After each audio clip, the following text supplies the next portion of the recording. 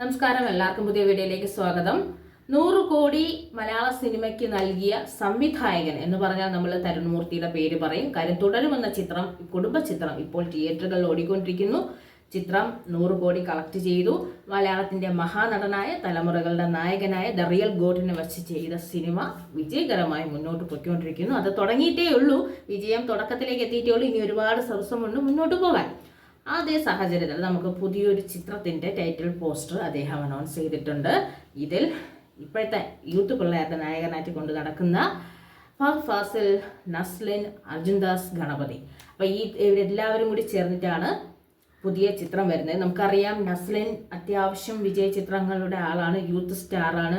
പ്രേമലു, കേശു വീടിൻ്റെ നാഥനിൽ നമ്മൾ കണ്ട ഒരു കൊച്ചുകുട്ടിയിൽ നിന്ന് മാറി നമ്മൾ പ്രേമലുവിലാണ് കുറച്ച് കൂടുതൽ നസ്ലിൻ്റെ ആരാധകർ കൂടിയത്. ഇപ്പം ഇറങ്ങിയ ആലപ്പുഴ ജിംഹാനയിലും നല്ല വേഷം ചെയ്തു. അതുപോലെ തന്നെയാണ് മഞ്ഞുമൽ ബോയ്സ് ഗണപതി എന്നാണ് വിളിക്കുന്നത്. നമ്മൾ പഴയ പാലും പഴവും കൈകളിലേറ്റു എന്ന് പറഞ്ഞ് ദിലീപേട്ടൻ്റെ പാടിയിലിരുന്ന് പാട്ട് പാടിയ ഗണപതി, കുഞ്ഞു ഗണപതി, അത് ആ ചിത്രത്തിൽ നിന്ന്, വിനോദയാത്രയിലെ ഗണപതിയിൽ നിന്ന് മഞ്ഞുമൽ ബോയ്സിലാണ് കൂടുതൽ ശ്രദ്ധിച്ചു വന്നത്. അത് പിന്നെ അർജുൻദാസ്. പിന്നെ ഫഹദ് ഫാസിലിനെ കുറിച്ചാണെങ്കിൽ പറയേണ്ട ആവശ്യമില്ല. ഫഫ എന്ന് പറഞ്ഞാൽ മലയാളികൾക്ക് ഒരു പ്രത്യേക പ്രേക്ഷകരുണ്ട്. മലയാളികൾക്ക് മാത്രമല്ല, പുഷ്പ, ദ റിയൽ പുഷ്പയെ ഇവിടെ ഇറക്കിയതിന് ഫഫയാണ്. കാരണം ആ മൊട്ടയായിട്ട് വന്ന പുഷ്പയുടെ ആ ഒരു ഫഫയുടെ സിനിമയിൽ നിന്നാണ് പുഷ്പ പോലും അറിയപ്പെട്ടത്. ആദ്യം പുഷ്പ 2 അത്രയ്ക്കും ഇല്ലെങ്കിലും പുഷ്പയിൽ ആദ്യം അറിയപ്പെട്ടത് ഫഫയുടെ സിനിമ എന്നാണ് അറിയപ്പെട്ടത്. അപ്പോൾ അങ്ങനെ മലയാളത്തിൽ ഒരുപാട് ഇമ്പാക്റ്റ് ഉണ്ടാക്കിയ, പ്രത്യേക തരത്തിൽ ഇമേജ് ഉണ്ടാക്കി വെച്ചിരിക്കുന്ന 3-4 നടന്മാർ ചേർന്ന്, ബിനു പപ്പു, തരുൺമൂർത്തി എല്ലാവരും കൂടി ചേർന്ന് പുതിയൊരു ചിത്രം മലയാളത്തിലേക്ക് കൊണ്ടുവരുന്നുണ്ട്. അതിൻ്റെ പോസ്റ്ററാണ് അനൗൺസ് ചെയ്തത്. ഒരു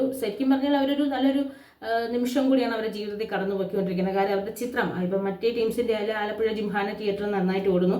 തരുൺമൂർത്തി, ബിനു പപ്പു ചേർന്ന് വന്ന ചിത്രം തുടരും തിയേറ്ററുകളിൽ നന്നായിട്ട് ഓടുന്നു. ആ സാഹചര്യത്തിലാണ് പുതിയൊരു ചിത്രത്തിൻ്റെ അനൗൺസ്മെൻറ്റ് നടത്തിയത്. മലയാളത്തിൽ ഒരുപാട് നല്ല ചിത്രങ്ങൾ വരട്ടെ. ദ റിയൽ ഗോട്ട് എന്നെ വെച്ച് നമ്മൾ മലയാള സിനിമയിൽ നേടിയതുപോലെ ഇവരെ വെച്ചും പുതുമുഖ നായകരെന്നല്ല, പുതുതലമുറയുടെ അട്രാക്റ്റീവ് സോണിൽ നിൽക്കുന്ന നസ്ലിനും ഫഹദ് ഫാസിലും ഗണപതിയൊക്കെ അർജുൻദാസും ഒക്കെ ചേർന്ന് വരുന്ന ചിത്രവും തിയേറ്ററുകളിൽ നല്ല പ്രതികരണം തന്നെ കിട്ടട്ടെ.